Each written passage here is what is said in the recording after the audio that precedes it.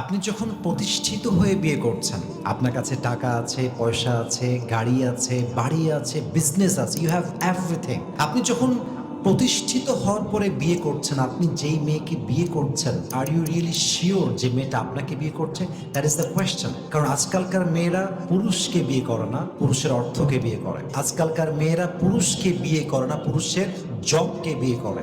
আজকালকার মেয়েরা পুরুষকে বিয়ে করে না, পুরুষের যোগ্যতাকে বিয়ে করে। That is the reality in our society. অতএব আপনি যখন শূন্য অবস্থায় আছেন, ওয়েন ইউ হ্যাভ নাথিং, না আছে ভালো চাকরি, না আছে ব্যবসা, না আছে গাড়ি, না আছে বাড়ি, অ্যাট দ্যাট টাইম যখন আপনি শূন্য অবস্থায় আছেন, তখন যেই মেয়েটা বলে যে আমি আপনাকে বিয়ে করতে চাই, আপনি আমাকে বিয়ে করে প্রতিষ্ঠিত হন, আপনি সামনে এগিয়ে যান, আপনি অনেক ভালো কিছু করবেন, আপনি আমাকে বিয়ে করে না, তখন যে অবস্থায় আপনাকে মেয়েটা বিয়ে করতে চায়, she is the perfect life partner. সেই হচ্ছে আপনার সবচেয়ে যোগ্যতা রাখে বউ হওয়ার। কারণ সেই মেয়েটা এমন অবস্থায় হাত ধরতে চেয়েছে ওয়েন ইউ হ্যাভ নাথিং, যখন আপনার কাছে কিছুই নেই। অতএব বোঝা যায় সেই মেয়েটা আপনার বউ হওয়ার যোগ্যতা রাখে। ঠিক কিনা বলেন?